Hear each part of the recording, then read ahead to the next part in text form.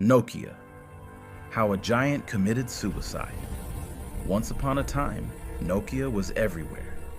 If you owned a mobile phone in the late 1990s or the early 2000s, chances are it said Nokia on the back, not Apple, not Samsung.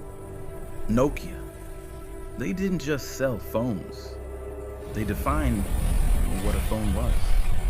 And then, almost suddenly, they were gone. This is not the story of bad luck. This is not the story of a company that ran out of money or talent. This is the story of how a giant destroyed itself. In 2003, Nokia controlled over 40% of the global mobile phone market. That's not dominance, that's monopoly-level power. Their phones were indestructible.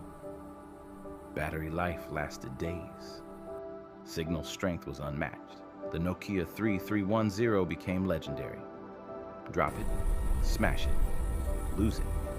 It still worked. Nokia engineers were world-class. Their research labs were years ahead of competitors.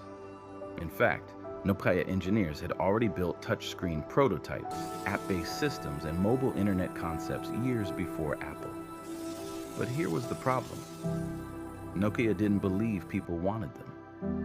Inside Nokia, success created fear.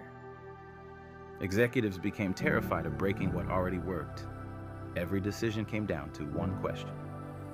Will this hurt our current phone sales? Innovation slowed. Risk-taking stopped.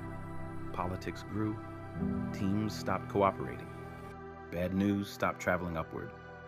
Engineers warned that Symbian, the operating system running Nokia phones, was outdated, bloated, and slow.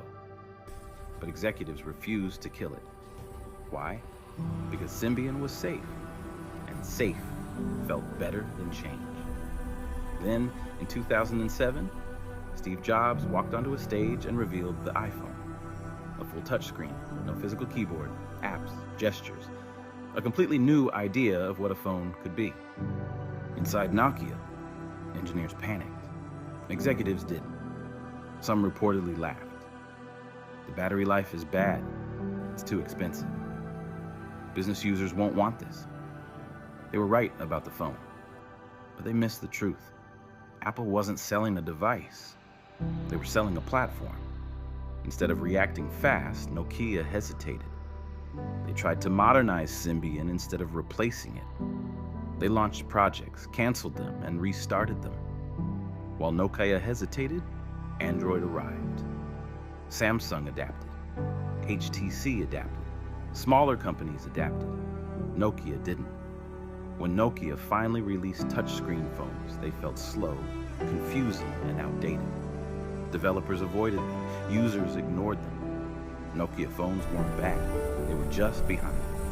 And in technology, behind is fatal. By 2010, Nokia was bleeding market share. The board demanded a miracle. And that's when Nokia gambled everything. They partnered with Microsoft. Symbian was abandoned. In-house software was killed.